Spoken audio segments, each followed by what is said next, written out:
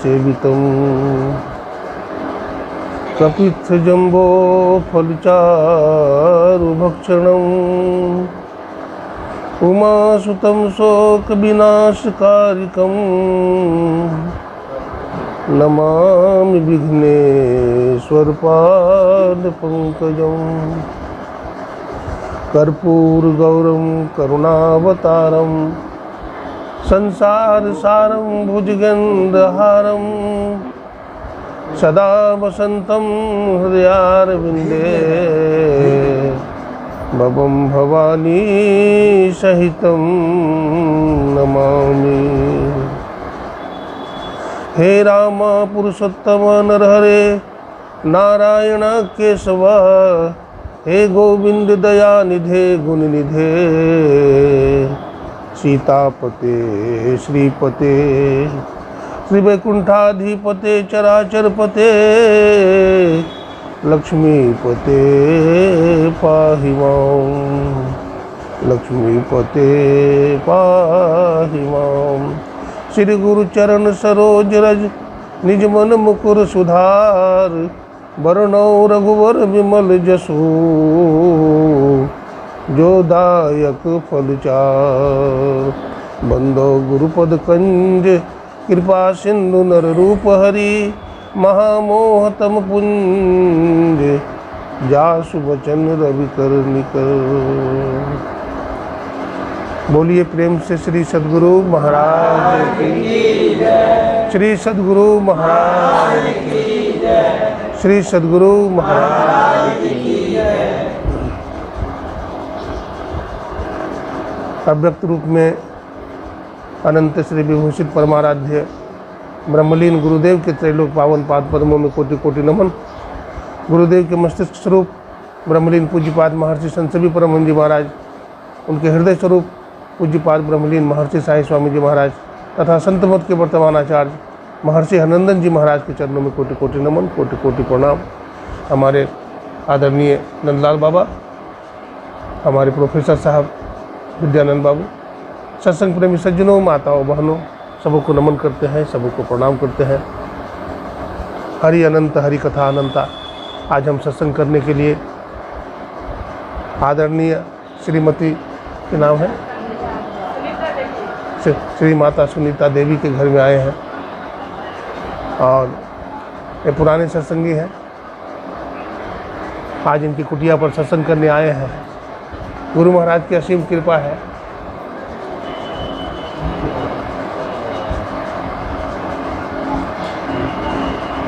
सत्संग भगवत कृपा है। बिना प्रभु की कृपा का सत्संग नहीं मिलता है। गोस्वामी जी कहते हैं पुण्य पुंज बिना मिला ही न संता। पुण्य का पुंज जमा होने पर संत का दर्शन होता है। जब द्रवहि दीन दयाल राघव साधु संगति पाइए जहीं दरस परस समागमादिक पाप राशि नसाइए। जब संत भगवंत की कृपा होती है तो मानव के जीवन में सत्संग मिलता है और सत्संग से जीव का परम उद्धार होता है, परम मंगल होता है, परम कल्याण होता है। गोस्वामी जी कहते हैं तात स्वर्ग अपवर्ग सुख धरिय तुलाय कंग अतुल न ताहि सकल मिली जो सुख लब सत्संग। ए भाई, सातों स्वर्ग के सुख को एक पौड़ा पर चढ़ाया जाए और सत्संग के एक क्षण के सुख को एक दूसरा पौड़ा पर चढ़ाया जाए तो सत्संग का पलड़ा भारी हो जाता है, झुक जाता है। इसलिए सत्संग की बड़ी महिमा है। हमारे देश में बहुत सारे महापुरुष हुए हैं, संत हुए हैं, जिनको देख करके पता चलता है कि हमें भी सत्संग करना चाहिए। नहीं, अगर हमारे माता पिता सत्संगी हैं, दादा दादी सत्संगी हैं, हाँ, तो देख करके क्या पता लगता है कि सत्संग कोई अच्छा कर्म होगा, ध्यान भजन कुछ अच्छा कर्म होगा, तो सत्संग ध्यान हमको भी करना चाहिए। तो हम लोग भी उसमें लगते हैं। अपने देश में प्राचीन काल से सत्संग और ईश्वर भक्ति होता रहा है, ईश्वर भजन चलता रहा है। हम आपको उदाहरण देंगे। कौन ईश्वर भजन करते थे? ईश्वर की भक्ति कौन करते थे? आपने नाम सुना होगा, बाबा गोरखनाथ जी महाराज। आप अगर गुरु महाराज की महत्वपूर्ण पुस्तक का नाम क्या है? सत्संग योग। गुरु महाराज की महत्वपूर्ण पुस्तक है सत्संग योग। अगर सत्संग योग पढ़ेंगे तो गुरु महाराज ने उसका 4 भाग किया है। पहला भाग में क्या है? वेद मंत्र, उपनिषद वाणी है, गीता के कुछ श्लोक है, तो हमें वो मिलेगा। दूसरे भाग पढ़ेंगे, बैठिए, बैठ जाइए।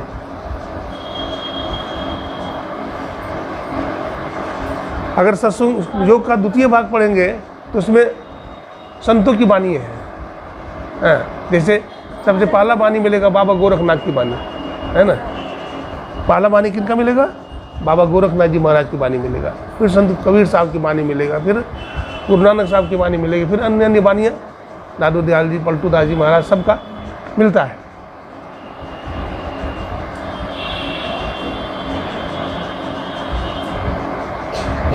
बाबा गोरखनाथ के संबंध में एक मैं कहानी सुनाता हूँ, आप लोग को ध्यान से सुनिए, है ना। बतलाते हैं बाबा गोरखनाथ भगवान शंकर के अवतार थे। और उनके गुरु का नाम बता सकते हैं? बाबा गोरखनाथ के गुरु का क्या नाम था, बताइए तो। हाँ, मचंद्र नाथ, जानती है? संतोष बहन जानती है? क्या नाम है? बाबा मचंद्र नाथ। बाबा गोरखनाथ जी के गुरु बाबा मचंद्र नाथ बड़े सिद्ध थे। आप गोरखपुर कभी गए हैं? गोरखपुर गए हैं कभी? नहीं। मैं गया था गोरखपुर। गोरखपुर में बाबा गोरखनाथ का बहुत बड़ा मंदिर बना हुआ है, और शंकर भगवान का भी है वहाँ पर बना हुआ शिवालय। और गोरखनाथ संप्रदाय में 9 नाथ हुए हैं। कितने नाथ? जैसे गोरखनाथ, मचंद्र नाथ आदि आदि नाथ 9 हुए हैं, और सिद्ध हुए हैं 84 सिद्ध हुए हैं। तो वहाँ जब मैं गया तो दर्शन किया, तो वहाँ के महंत जी जो थे बहुत बूढ़े थे। आज से 15 साल पहले की बात है। तो महंत जी को प्रणाम करने के लिए मैं गया, प्रणाम किया। तो हमको बैठाए स्वामी जी, बोले महाराज जी आप कहाँ से आए? मैंने कहा हरिद्वार से आया हूँ। तो स्वामी जी प्रसाद ग्रहण करके जाइएगा, विश्राम करके जाइएगा। मैंने स्वीकार कर लिया, संत का आग्रह था, उनका प्रेम था, उन्हें रहा। उसके बाद फिर दर्शन करने के लिए गया। तो मैं पूछा ये मंदिर कितना पुराना है? तो बोले बहुत पुराना है, बहुत पुराने समय से है। तो मैंने कहा इसकी विशेषता क्या है?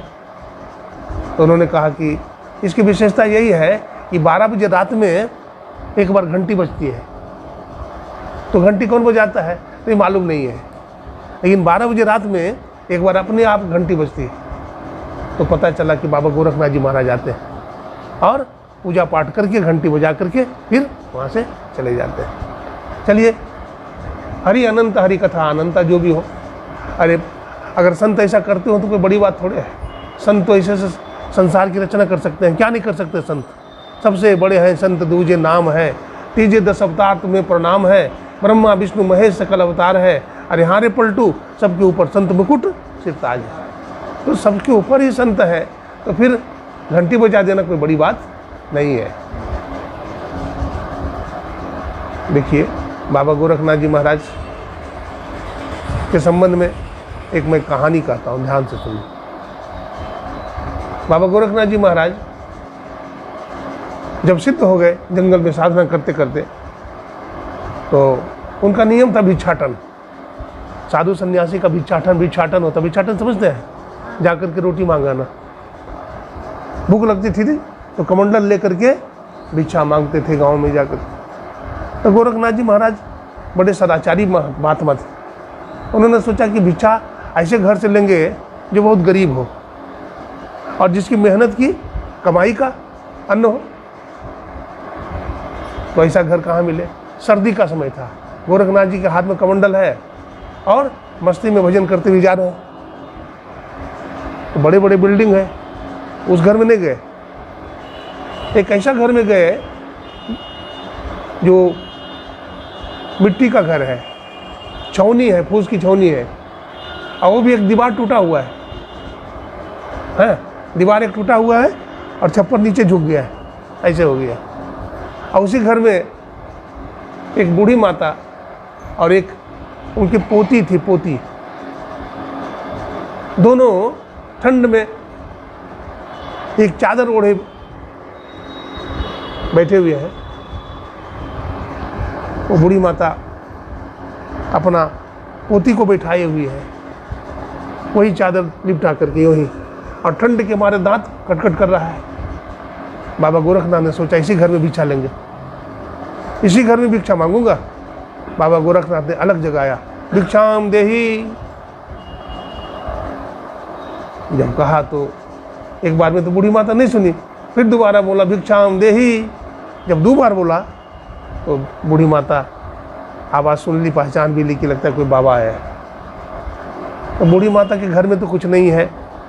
देखिए, बूढ़ी माता के घर में भूकंप आ गया था, सब बेटा भी मर गया, बहू भी चली गई, एक पोती रह गई थी। अब बेचारा झाड़ू पोछा करके किसी तरह से अपना गुजारा करती है। उसके पास एक सिलाई की मशीन है। क्या है बूढ़ी माता के पास? क्या है?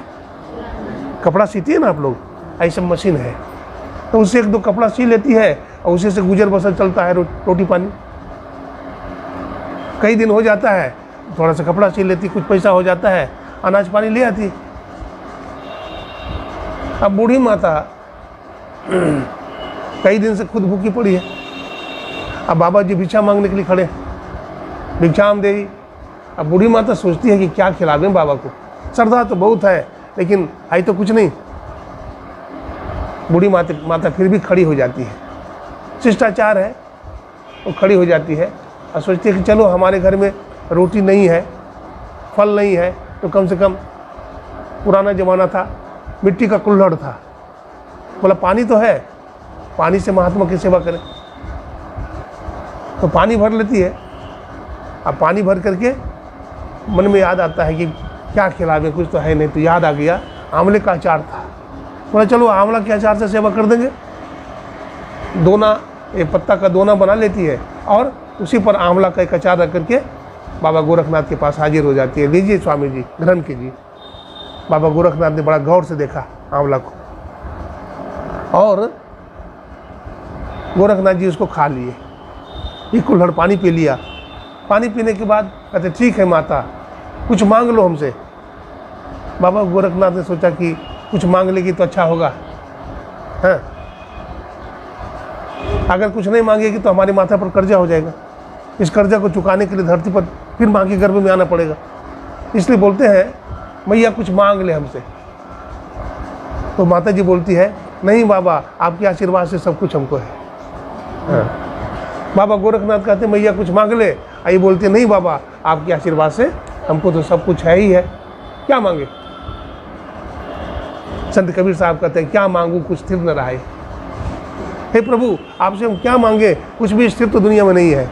आप दे भी देंगे तो नष्ट हो जाएगा। बड़ा संतोषी बुढ़िया माता थी। गोधन, गजधन, बाजीधन और रतन धन खान, जब आवे संतोष धन, सब धन धूलि समान। जब संतोष धन आ जाता है, संतोष रूपी धन, तो सब धन धूलि के समान हो जाता है। नहीं तो हाय हाय करते रहो, कुछ भी हो जाए हाय हाय करते रहो, हाय खत्म होने वाला नहीं है। अब गोरखनाथ जी महाराज कहते हैं हम तुम्हें कुछ देना ही चाहते हैं और बोलते हैं हमें कुछ नहीं चाहिए। देखिए दोनों का झगड़ा है। अंत में गोरखनाथ जी कहते हैं ठीक है मैया, तू कुछ नहीं मांगती है, अगर तुमको नहीं कुछ दूंगा तो हमारे माथा पर कर्ज हो जाएगा। उस कर्ज को चुकाने के लिए इस धरती पर पुनः मुझे आना पड़ेगा, गर्भ का दुख सहना पड़ेगा, इसलिए मैं भी तुम्हें कुछ देकर के ही जाऊंगा। क्या बोलते हैं, मैं भी कुछ तुम्हें देकर ही जाऊंगा। तो बाबा गोरखनाथ जी महाराज बड़बड़ाते हुए चले गए। बुढ़िया माता सुनी भी नहीं, लेकिन इतना गोरखनाथ जी बोले कि माता जी जो काम तू सुबह में शुरू करोगी वो काम शाम तक चलेगा। क्या? जो काम तुम सुबह में करोगी वो काम शाम तक चलता रहेगा। अब बुढ़िया माता तो पूरी सुनी भी नहीं, बाबा क्या बड़बड़ाते हुए चला गया। बाबा जी चले गए। और रोज़ कौन किसके घर में जाता है, आया मौज फकीर की, हैं, अब आगे नहीं कहूँगा, आया मौज फकीर की रमते राम। बाबा जी रमते राम चले गए। और इधर क्या हुआ, वो बूढ़ी माता का नाम था लीलाबाई। क्या नाम था? लीलाबाई। उसकी सहेली का नाम है शीलाबाई। क्या नाम है? शीलाबाई। अगल बगल में घर है, बुढ़िया माई की तो झोपड़ी है और शीलाबाई का बहुत बड़ा कारखाना है। 7 मंजिला मकान है शीलाबाई की। बहुत धनवान है, बहुत धनाढ्य है। अब इधर क्या होता है, बूढ़ी माता लीलाबाई सो करके उठती थी तो थोड़ा भजन करती थी और झाड़ू लगाती थी अपना आंगन में। आज पता नहीं क्या मन में हुआ, साधु का आशीर्वाद लगना था तो झाड़ू नहीं पकड़ती है, सिलाई का जो कपड़ा है कपड़ा पर हाथ लगाती है, और जो ही कपड़ा पर हाथ लगाती है ऊपर से कपड़ा की वर्षा होने लगती है और शाम तक, सुबह से शाम तक कपड़ा बरसते रहता है। बताइए शाम तक कपड़ा की वर्षा होगी तो क्या होगा, कपड़ा का ढेर लग गया। सुबह का समय था, शीलाबाई छत पर घूम रही थी तो क्या देखती है, लीलाबाई के घर में कपड़े का भंडार खड़ा हो गया। वो दौड़ी दौड़ी आती है, बहन जी क्या चमत्कार होगा, रातों रात क्या छापा मारा कहीं से, इतना कपड़े तो हमारे कारखाने में नहीं है। तो कहा बहन जी क्या बताऊं, चमत्कार हो गया, चमत्कार। बोला कैसे चमत्कार हुआ? बोला हमारे घर में एक महात्मा जी आए थे, पूरे जवान थे, शरीर में बहुत तेज था उनका। उन्होंने भिक्षा मांगा, भिक्षाम देही। तो पहली बार तो मैं सुनी नहीं, फिर जोर से बोले भिक्षाम देही, तो हमारी आंखें खुल गई तो देखा कि बाबा जी खड़े हैं और कुछ मांग रहे हैं खाने को। तो मैंने सोचा कि कुछ दूं, घर में तो कुछ नहीं है, कई दिन तक मैं भूखी थी, लेकिन संत महात्मा की सेवा करनी चाहिए। तो मैं खड़ी होकर के उनको कुल्हड़ में पानी और आंवले का अचार दे दिया खाने के लिए। जब बाबा ने अचार खा लिया, पानी पी लिया, तो उन्होंने कहा कि माता कुछ मांग लो। तो मैंने कहा बाबा मैं क्या मांगूँ, आपके आशीर्वाद से सब कुछ मेरे पास है। तो कहा नहीं कुछ मांग लो। इस तरह से बहुत देर चलता रहा, मैं कुछ नहीं मांगी, बाबा बड़बड़ाती हुई चला गया। सुबह मैं रोज उठती थी तो कभी झाड़ू लगाती थी, कभी ध्यान करती थी। आज पता नहीं क्या मन में हुआ कि कपड़ा सिलो एक दो, तो कपड़ा पर जो ही हाथ लगाया तो ऊपर से कपड़ा बरसने लगा, और यही कारण है कि शाम तक कपड़े का भंडार खड़ा हो गया। तो हमको बताई नहीं तुम। कहा कि हमको मालूम थोड़े ही था कि बताता, मालूम ही नहीं था हमको। तो बोला ठीक है, अब अगर आएंगे तो हमको भी बताना। बोला ठीक है। कौन महात्मा रोज जाता है, मौज फकीर की कभी आ गया। 12 साल के बाद बाबा गोरखनाथ को याद आई। 12 साल के बाद बाबा गोरखनाथ को याद आ गई कि नहीं, उस बूढ़ी मैया का खबर लेना चाहिए। फिर आगे रमते रमते भिक्षाम देही करते करते फिर आगे बाबा गोरखनाथ। अब वो बुढ़िया थोड़े है, अब तो 7 मंजिला मकान बना हुआ है, नौकर चाकर सब लगा हुआ है, बुढ़िया छत पर घूम रही है। बाबा गोरखनाथ जो फिर भिक्षाम देही कहा तो बुढ़िया माता पहचान गई, दौड़ी दौड़ी आ गई। वही बाबा फिर आ गया, फिर आती है, बाबा राम राम, बाबा राम राम। अच्छा माता जी ठीक हो? बस आपका आशीर्वाद है बाबा, हमें तो खाने को रोटी नहीं मिलता था, रहने का घर नहीं था, आपने कमाल कर दिया। आप ऐसा आशीर्वाद देकर गए, आपकी कृपा से ही ये कोठी बनी हुई है, इतना धन दौलत है, किसी चीज़ की कमी बाबा नहीं है। देखिए साधु महात्मा हमें वो वस्तु प्रदान करते हैं जिससे हमारा कल्याण हो, ठीक है ना। बुढ़िया माई को कोई नहीं था, अनाथ थी बुढ़िया, बेटा मर गया, बहू चली गई, हैं, पोता भी मर गया था, एक पोती बच गई थी। अब बाबा गोरखनाथ से कहती है माता जी महाराज कुछ भिक्षा ले लो। बाबा जी ने कहा ठीक है भिक्षा दे दो, लेकिन फिर कहती है कि हमारी सहेली है, उसका नाम शीलाबाई है, वो भी आपको निमंत्रण दे के गई है, इस बार भिक्षा उसी का लीजिए। कहे ठीक है। तो आगे आगे लीलाबाई और पीछे पीछे से बाबा गोरखनाथ गए उस बुढ़िया के घर में, उसके सहेली शीलाबाई के घर में।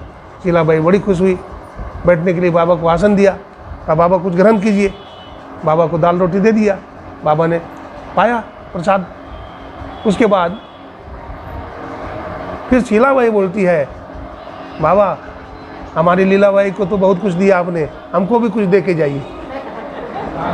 हाँ, हमको भी कुछ दे के जाइए आप। तो गोरखनाथ जी महाराज सोचते हैं बुढ़िया को तो खाने का कुछ नहीं था, बुढ़िया अनाथ थी, हाँ, शरीर भी वृद्ध था, कुछ काम धंधा भी नहीं कर सकती, उसको धन दे दिया। इस बुढ़िया को भी अगर धन दे देंगे तो ये पगला जाएगी। इसको इतना बड़ा कारखाना है और दिन रात 99 के चक्कर में रहती है, अब बेसी दे देंगे तो पगला जाएगी बुढ़िया। बाबा गोरखनाथ कहते हैं जाओ मैया, तुमको वैसा चीज़ देंगे जिससे तुम्हारा परम कल्याण होगा। तुमको ऐसा चीज़ देंगे तो बोलते नहीं बाबा, हमको भी वही आशीर्वाद दीजिए जो हमारी सहेली लीलाबाई को दिया था। मैंने 2 कारखाना है तो और 4 हो जाए। संत बड़े गंभीर होते हैं, संत अग्रसोची होते हैं, है ना, और वही देते हैं जिससे जीव का कल्याण होता है। कहा ठीक है माता, तुमको भी दिया जिससे तुम्हारा कल्याण होगा। अब वो सोचती है कि हमको वही आशीर्वाद मिल गया जो हमारी सहेली को मिला था।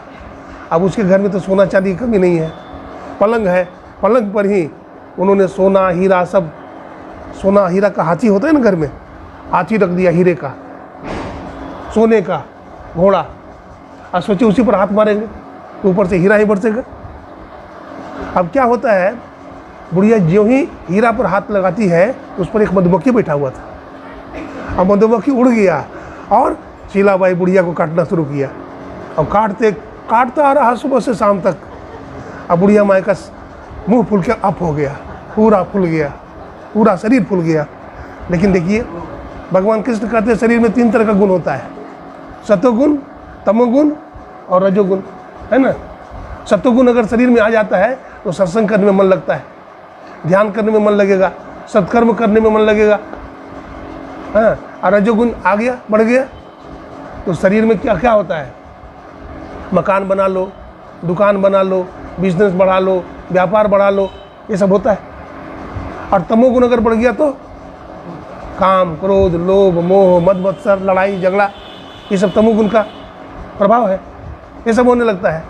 अब शीलाबाई का मन सत्संग में नहीं लगता था, भजन करने में मन नहीं लगता था। मधुमक्खी जो काटा ने सारा रजोगुण को खींच लिया और शरीर में सत्वगुण बढ़ गया, हाँ, रजोगुण और तमोगुण को खींच लिया और सत्वगुण शरीर में बढ़ गया।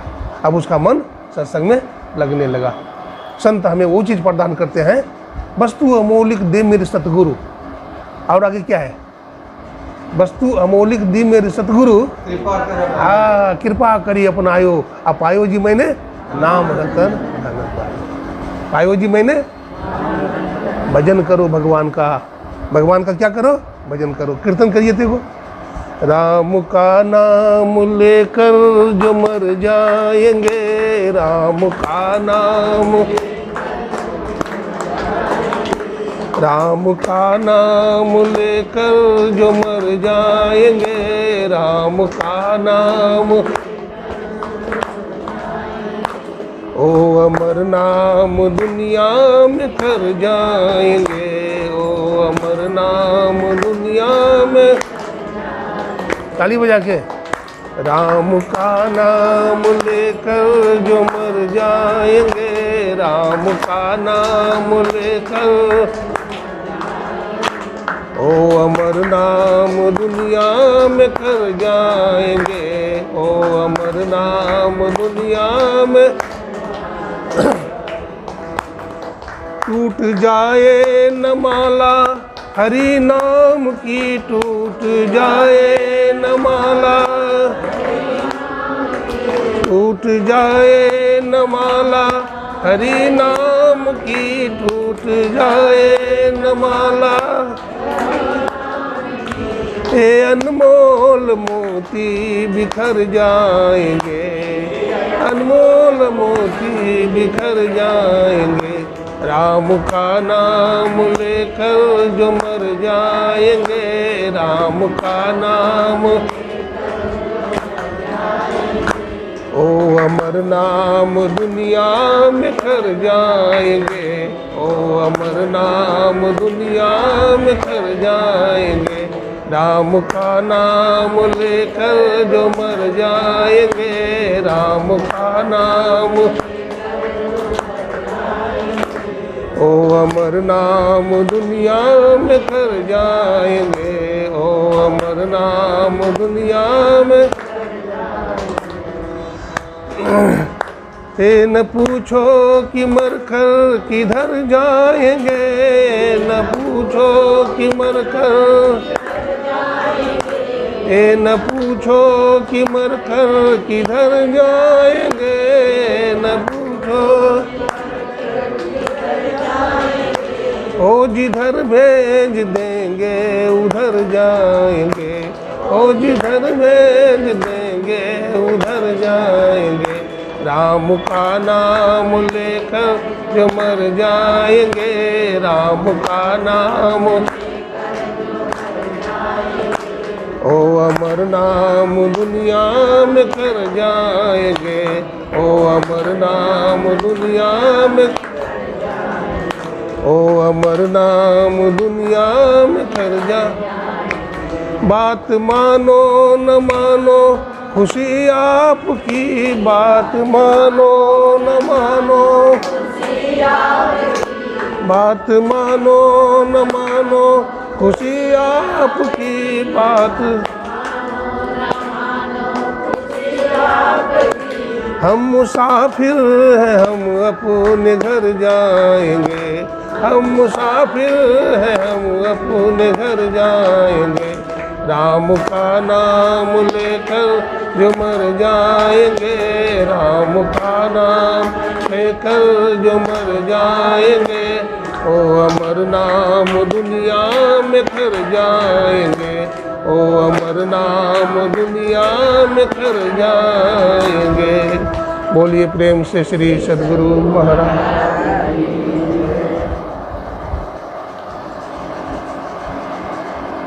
संत का संग से जीव का परम कल्याण होता है। इसलिए नवधा भक्ति में कहा गया, प्रथम भगति संतन कर संगा। पहली भक्ति है संत का संग कीजिए। संत का संग करेंगे तो क्या मिलेगा? सत्संग मिलेगा। संत का संग करेंगे तो क्या मिलेगा? सत्संग। तो सत्संग से फायदा क्या होगा, लाभ क्या होगा? हरी चर्चा सुनने को मिलेगी। परमात्मा ने हर जीव को कितना इंद्रिय दिया? 5 कर्म इंद्रियां और 5 ज्ञान की इंद्रिय और 4 अंतःकरण की इंद्रियां दिया। कर्म की इंद्रियां 5 है और ज्ञान की इंद्रियां भी 5 है। तो ज्ञान इंद्रियों में कान है ना? क्या है? कान भी क्या है? ज्ञान इंद्रियां हैं। कान के द्वारा हम क्या करते हैं? सुनते हैं। अच्छा भी चीज़ सुनते हैं और खराब चीज़ भी सुनते हैं, गलत चीज़ भी सुन लेते हैं। लेकिन कान से हम सत्संग करें, कान से सत्संग सुने, तो सत्संग सुनने से क्या होगा? सत्संग में परमपिता परमात्मा के गुण का बखान होता है कि परमात्मा कैसे हैं, ईश्वर कैसे हैं और उनका भजन क्यों करें, हैं? भगवान कैसे हैं? गोस्वामी जी क्या बताते हैं? गोस्वामी जी ने रामायण में क्या कहा? हरि व्यापक सर्वत्र समाना, अप्रेम ते प्रगट हो ही मैं जाना। वो परमात्मा सर्वव्यापक है पूरी दुनिया में। अब कैसे प्रकट होते हैं? तो कहते हैं प्रेम ते जाना। वो परमात्मा प्रेम से क्या होते हैं? प्रकट हो जाते हैं। ध्रुव जी महाराज के पास प्रेम से तो प्रकट हो गए। एक बाबा हरिदास जी हुए। क्या हुए? बाबा हरिदास। वो मुसलमान घर में पैदा हुए। बाबा हरिदास जी महाराज मुसलमान के घर में पैदा हुए, लेकिन पूर्व जन्म में हिंदू थे। वो क्या थे? हिंदू थे। और वो राम राम कृष्ण कृष्ण बोलते थे।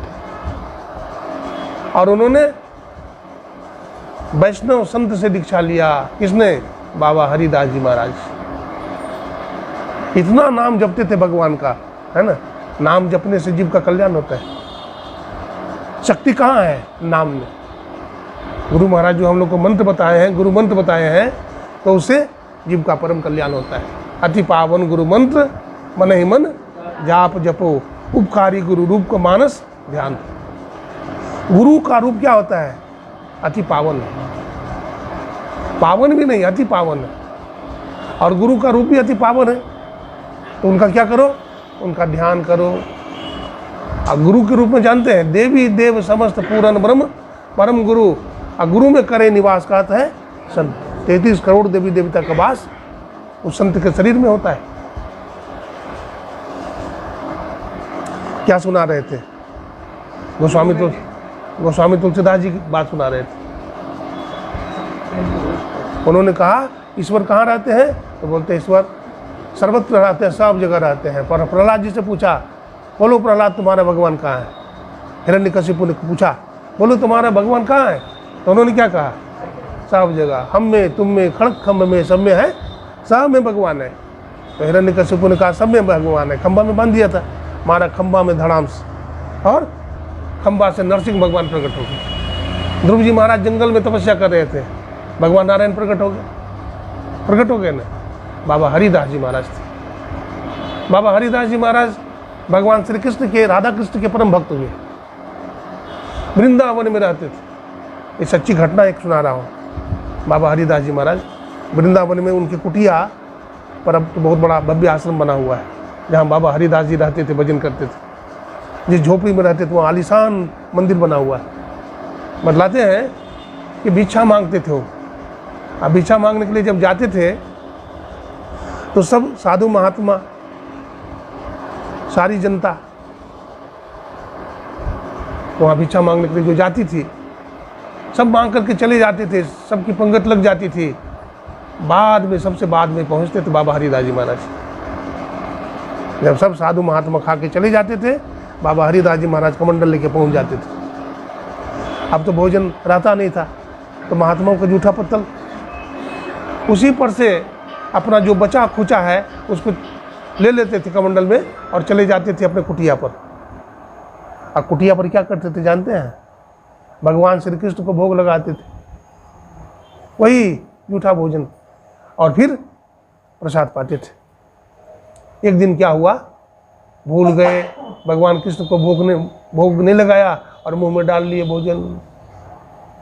मुंह में डाल तो लिया भोजन, लेकिन मन में बड़ी ग्लानि हुई, अरे मैं भोजन जूठा कर दिया, अब भगवान को भोग नहीं लगाया। अब इतना चिंता हुई, इतनी बेचैनी हुई, आंख से आंसू टपकने लगे, और उनकी आंख उलट गई, ऐसे देख रहे हैं। अब भगवान का नाम जपे जा रहे हैं। अब भोजन ना तो अंदर ले जाते हैं और ना बाहर उगलते।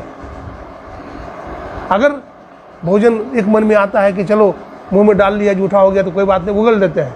अब भगवान अभी तो अंदर गया नहीं तो जूठा तो हुआ नहीं, फिर भगवान को भोग लगा देंगे, फिर प्रसाद पाएंगे। लेकिन मन में सोचते हैं कि संतों का प्रसाद का अपमान हो जाएगा। अगर भोजन उगल देते हैं तो संतों का प्रसाद का अपमान होता है। अब भोजन निगल जाते हैं तो भगवान कृष्ण को भोग नहीं लगा। नहीं, चुचुंदर को देखे हैं? चुचुंदर को अगर सांप निगल जाएगा तो क्या होगा? हाँ, चुचुंदर को अगर सांप निगल जाएगा तो क्या होगा? मर जाएगा। और उगल देगा तो अंधा हो जाएगा। निगल जाएगा तो मर जाएगा, उगल देगा तो अंधा हो जाएगा। अब बाबा हरिदास सोचते हैं अगर भोजन उगल देते हैं तो संत के प्रसाद का अपमान हो जाता है। अब भोजन अगर निगल जाते हैं तो भगवान को भोग नहीं लगता है। तो सांप चुचुंदर की हाल हो गई। उसी तरह से रोते रहे पूरी रात रोते रहे, और भगवान कृष्ण का चिंतन मनन करते रहे। जब सुबह हो गया है ना, भगवान श्री कृष्ण प्रकट हो गए। बेटा हरिदास तू कहाँ है? गुरुदेव मैं यहाँ हूँ। तो तू रो रहा है? बोला हाँ प्रभु, हमसे भारी गलती हो गई। क्या गलती हो गई? आज बिना आपको भोग लगाए भी मैं भोजन कर लिया। भगवान ने कहा बेटा तू इतना कष्ट क्यों उठाता है, भोग क्यों लगाता है? अरे तू कहता है कि मैं भोग लगाता हूँ तो खाता है, मैं कहता हूँ तुम भोग लगाते हो तो मैं ग्रहण करता हूँ। देखिए भगवान क्या बोले, तू भोजन कर लेता है तब मैं ग्रहण करता हूँ। भाव का भूखा हूँ मैं, बस भाव ही एक सार है। अब भाव से मुझको भजे तो भव से बड़ा पार है। भगवान भाव के भूखे हैं, भगवान भाव के। इसलिए भगवान कुछ नहीं चाहते हैं। भगवान कहते हैं ना हम बसामी बैकुंठे, मैं बैकुंठ में नहीं रहता हूँ। अयोगी नाम हृदय ने च, योगियों के हृदय में भी नहीं रहता हूँ। मेरा भक्त जहाँ कीर्तन करता है, भजन करता है, वहाँ मैं प्रकट हो जाता हूँ। भगवान विष्णु ने एक बार नारद बाबा को बुलाया और नारद बाबा से कहा, हे नारद देखो, स्वर्गलोक में बैकुंठ में बहुत कम लोग हैं। तुम सब जगह घूमते हो, मृत्युलोक में भी घूमते हो, ब्रह्मलोक में भी घूमते हो, देवलोक में भी घूमते हो। कोई बैकुंठ आना चाहे तो लेते आना, कोई बैकुंठ में आ जाए तो लेते आना। अब नारद बाबा घूमने लगे मृत्युलोक में। 2-4 बच्चा स्कूल जा रहा था, बोला ये बच्चा चलेगा बैकुंठ? तो बच्चा बोलता है बैकुंठ क्या होता है हम नहीं जानते हैं, हम स्कूल जा रहे हैं, स्कूल नहीं जाएंगे तो मम्मी हमको मारेगी, हम स्कूल जाएंगे बाबा, नहीं जाएंगे बैकुंठ हम। बच्चा नहीं गया। कुछ जवान लोग मिले, चलोगे बैकुंठ? नहीं हम बैकुंठ बाबा नहीं जाएंगे, बैकुंठ क्या करेंगे, हम नौकरी चाकरी करते हैं, हमारे बाल बच्चे हैं, हम बैकुंठ नहीं जाएंगे। अब सेठ जी घूमते रहे, देखा एक सेठ जी मिल गए, गद्दी पर बैठे हुए हैं, सफ़ेद बाल, दाढ़ी सफ़ेद है, चंदन टीका लगाए हुए हैं, तुलसी का माला पहने हुए हैं। नारद बाबा जाकर कहते हैं राम राम सेठ जी, राम राम। राम राम बाबा, राम राम, आइए पधारिए। नारद बाबा को आदर से बैठाया, सत्संग छिड़ गया। कैसे हो सेठ जी? बोला आपकी कृपा है तो बैकुंठ चलोगे? बोला हाँ बाबा, बैकुंठ तो सबको चलना चाहिए, हम भी चलेंगे, लेकिन बाबा क्या करें, अभी बच्चे थोड़ा छोटे हैं, गृहस्थी अभी कच्ची है, इसलिए अभी नहीं जाएंगे। 5 साल का टाइम हमको और दे दीजिए, 5 साल के बाद हम चलेंगे। बोले ठीक है, 5 साल के बाद आता हूँ। चले गए नारद बाबा। और इधर क्या हुआ, सेठ जी का बच्चा बड़ा हो गया, गद्दी संभाल लिया। अब बेटा की शादी भी हो गई। फिर आ गए नारद बाबा, राम राम सेठ जी, राम राम, आइए बाबा आइए, बड़ी खुशी की बात है आप दर्शन दिए, चलोगे बैकुंठ अब? बोला हाँ बाबा, बैकुंठ तो चलने की बात थी, लेकिन क्या करें, बेटा की शादी तो हो गई है, लेकिन एक संतान हो जाता ना, पोता देखने का मन करता है, एक पोता हो जाएगा तो जरूर चलेंगे। तो क्या करूं बोलो? बोलो बाबा और थोड़ा टाइम बढ़ा दीजिए। बोले ठीक है, तो 5 साल के बाद फिर आते हैं। ठीक है बाबा। 5 साल के बाद फिर नारद बाबा आए तो सेठ जी नहीं थे गद्दी पर बैठे, उनका बेटा गद्दी पर बैठा हुआ था। तो पूछे सेठ जी कहाँ गए? बोले सेठ जी चले गए ऊपर। देखिए आज कहे मैं काल बजूंगा, तो काल कहे फिर काल, आज काल के करे थी अवसर जासे चाल, आजकल करते करते अवसर क्या होगा, बीत जाएगा। आजकल करते करते अवसर क्या हो जाएगा, बीत जाएगा। अब सेठ जी का शरीर छूट गया और नारद बाबा के प्रेमी थे। देखिए संत कहाँ तक रक्षा करते हैं, कहाँ तक पीछा करते हैं जीव का। अब नारद बाबा ध्यान लगा के देखा कि सेठ जी कहाँ गए हैं। तो सेठ जी जानते क्या बन गए हैं? कुत्ता बन गए हैं, कुत्ता। क्या बन गए हैं? कुत्ता। और उसी के बेटा के घर में बंधे रहते हैं दरवाजा पर, अब भों भों करते रहते हैं। सेठ जी भों भों करते रहते हैं। तो नारद बाबा फिर पहुंच जाते हैं। कहिए सेठ जी, कहिए कैसे हैं? हाँ बाबा बहुत ठीक है। तो बैकुंठ आप नहीं गए, चलिए ना बैकुंठ। बाबा क्या करें बाबा, जो हमारा बेटा है ना, बहू है, बेटा है, पोता है, पोती है, तो कम से कम कुछ सेवा तो नहीं कर सकते हैं? कम से कम दरवाजा पर बैठे रहते हैं तो दर्शन तो होता है ना। बेटा से मुलाकात होती है, बहू से होता है मुलाकात, पोता पोती से मुलाकात होती है, और कम से कम यहाँ पर इसके धन को बचाते तो हैं, जोगते तो है ना, भों करते रहते हैं, तो बहुत अच्छा लगता है। नहीं जाइएगा अभी? बोला नहीं बाबा अभी नहीं जाएंगे, बाद में फिर आइए। बहुत वर्षों के बाद नारद बाबा फिर आ गए। अब देखते हैं कि कुत्ता भी मर गया है। वो कुत्ता जोनी से भी चले गए हैं। क्या बन गए हैं? बिष्ठा बन गए हैं, बिष्ठा, पैखाना का बिष्ठा होता है ना, उसमें एकदम कब कब कब कब कर रहे हैं। फिर वहाँ पहुँच गए, कहिए सेठ जी कहिए क्या बात है, चलिएगा बैकुंठ। गुस्सा में आ गए, बोला सेठ जी आपको कोई नहीं मिलता है, हम ही मिलते हैं, यही हम नहीं जाएंगे बैकुंठ, हमको यहाँ जो मज़ा है कहीं भी मज़ा नहीं। निकलो, आदमी मोह के जाल में फंसा हुआ है, भजन नहीं करना चाहता।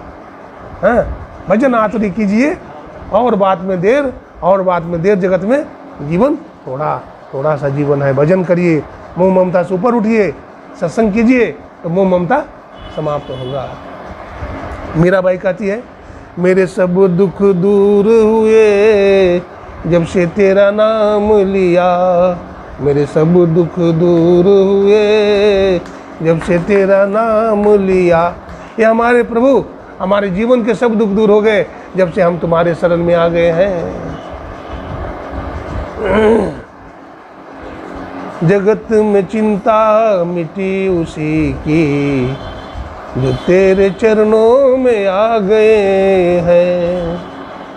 जगत में चिंता मिटी उसी की जो तेरे चरणों में आ गए हैं। बनाओ राजा कहीं ओ बनकर, बना भिखारी कहीं ओ बनकर, उन्हीं के दर्शन फूले फले हैं जो तेरे चरणों में आ गए हैं। जगत में चिंता मिटी उसी की जो तेरे चरणों में आ गए हैं, वही सदा ही फूले फले हैं जो तेरे चरणों में आ गए हैं। अंतिम कड़ी में भक्त बोलता है, अब चलते चलते हम थक चुके हैं, तुम्हारे चरणों में आ गए हैं। हे प्रभु, अब चलते चलते दुनिया में हम थक चुके हैं। अब राजगीर कभी गए हैं?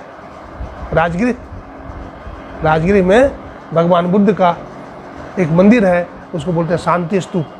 क्या बोलते हैं? शांति स्तूप। बहुत लोग गए भी होंगे। तो वहाँ पर भगवान की 4 मूर्ति है, 4 द्वार है उसमें, बहुत बड़ा मंदिर है। तो एक में भगवान बुद्ध ऐसे करके खड़े हैं, दोनों हाथ उठाए हुए हैं, एकदम खड़े हैं सीधे, और दोनों हाथ ऊपर है और आँख बंद है। तो उसमें भगवान बुद्ध की ऐसी मूर्ति क्यों है? भगवान बुद्ध क्या कर रहे हैं? भगवान बुद्ध कह रहे हैं, प्रभु, हे दुनिया के मालिक, अब मुझे ले चलो। छोटा बच्चा को देखे हैं? छोटा बच्चा को माँ ऐसे बोलती है, आओ बेटा, तो बच्चा ऐसे करता है। नहीं, अगर बच्चा ऐसा ना करे तो माँ गोद में लेगी? माँ गोद में नहीं लेगी।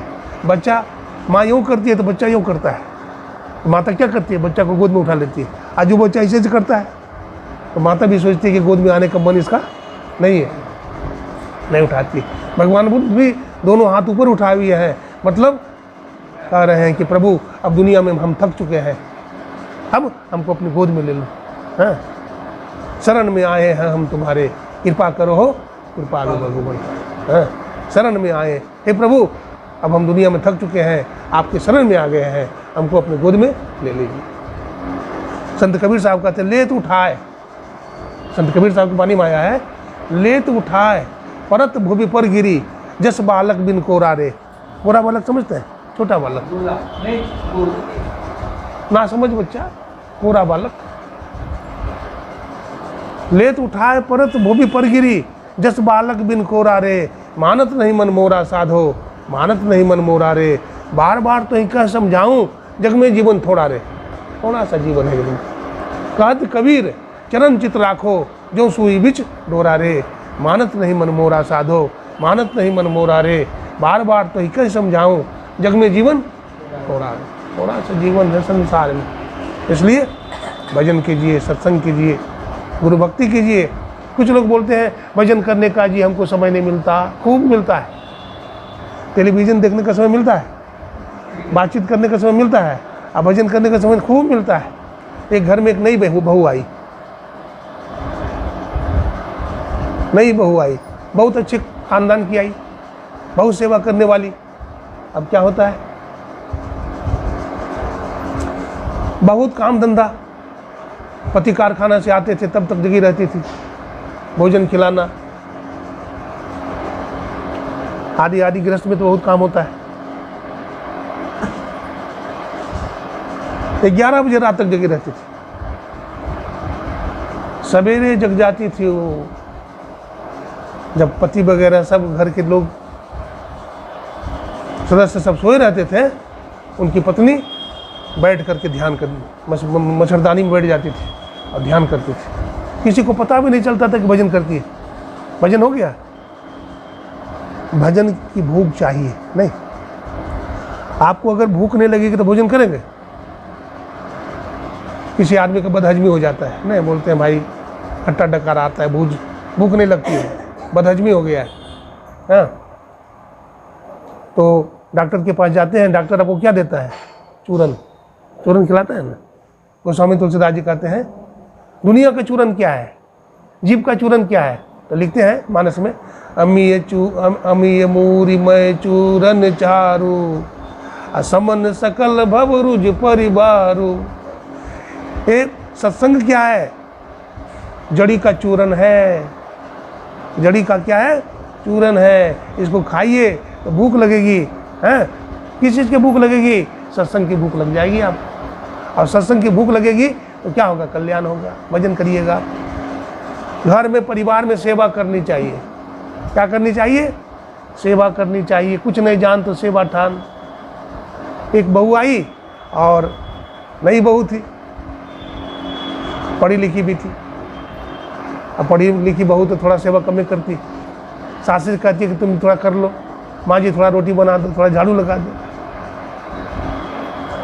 तो क्या होता है? नई बहू थी, भोजन बनाई। अब भोजन बना करके सास के आगे रख दी थाली। सास के आगे थाली रख दी। अब सास को दांत कमी है, दांत टूट गया है, सब चौवा है केवल। अब जैसे ही चावल को अपने मुंह में डालती है, चावल दाल को कट से करता आवाज़, कट। तो बुढ़िया को तो गुस्सा आया। बुढ़िया कहते पगली तो कैसे भोजन बनाती है? तुमको भगवान ने दो आँख दिया है, तुमको सोचता नहीं है? तो बहू को भी गुस्सा आ गया। बहू क्या बोलती है? हमको तो भगवान ने दो आँख दिया है, हमको तो भगवान ने दो आँख दिया है, आपको भी तो भगवान 32 दांत दिया है। आप कंकड़ को चबा जाती है तो क्या होता है? आप चबा जाते। अब देखिए कोई बात है, ईंट का जवाब बोलते हैं पत्थर से देना चाहिए। नहीं, बहू का कर्तव्य है सास की सेवा करो, ससुर की सेवा करो। नारी देखिए 2 धर्म को जोड़ता है, 2 कुल को। एक माता पिता तो वहाँ है नहीं, पहले का माता पिता, हाँ, नहरा का, और दूसरा पीहर का सास ससुर है ना। तो 2 माता हो गए और 2 पिता हो गए। दोनों को जोड़ती है, दोनों को संभालती है, दोनों की सेवा करो, दोनों को संभालो। नारी जो है देवी है साक्षात। जिस घर में नारी की पूजा नहीं होती है, नारी का आदर भाव नहीं होता है, उस घर से लक्ष्मी भाग जाती है। उस घर से लक्ष्मी भाग जाती है। इसलिए घर में नारी का अपमान नहीं होना चाहिए। नारी लक्ष्मी होती है ना। जिस घर में नारी नहीं हो तो लगता है कि श्मशान हो गया, है ना। इसलिए दोनों हाथ से रोटी बनती है। अपने पतियों की सेवा करो, पातिव्रत धर्म का पालन करो, और गुरु महाराज जो बताए हैं सत्संग नित और उद्यान नित रहिए कर संलग्न हो, व्यभिचार चोरी नशा हिंसा झूठ तजना चाहिए। ये 5 पाप से अपने आप को बचाइए। रात में बैठिए। कितने भी संत महात्मा हुए हैं, चाहे कबीर साहब हो, चाहे गुरु नानक साहब हो, चाहे पलटू साहब हो, चाहे मीराबाई हो, चाहे सहजोबाई हो, सबने रात में ध्यान किया। रात अपनी है, रात में क्या करिए? ध्यान कीजिए। अरे हमारे बहुत सारे उदाहरण हैं। हमारे रुंगटा साहब हैं, ललित बाबू, हाँ, ललित बाबू की बहन यही है ना, ये बहन है। तो उनको तो बेटा नहीं होता था।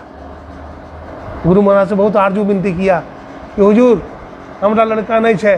तो गुरु महाराज कहा अच्छा होगा, और वही ललित बाबू का जन्म हुआ। मन कितने बहन हैं ललित बाबू? कितने बहन हैं? 8 बहन है, अब भाई एक हुआ।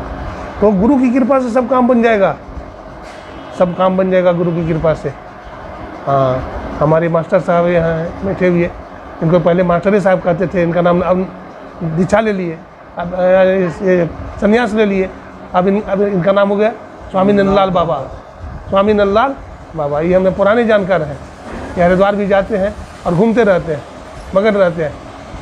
ये कमरा जो बनाए हैं कुप्पा घाट में, उसी कमरा में मैं रह करके गुरु महाराज पर पुस्तक लिखा डिलीट, है ना, उसमें आते थे। तो ये बहुत अच्छे महात्मा हैं, प्रचार भी करते हैं गुरु महाराज का। और जहाँ भी सत्संग होता है बेचारे चले आते हैं, उनको देखते हैं। जहाँ भी सत्संग होता है ये आते ज़रूर हैं, नियम से आ जाते हैं। तो अच्छा है, इसी तरह से सबको सत्संग करना चाहिए। सत्संग करने से सबका जीवन का कल्याण होता है।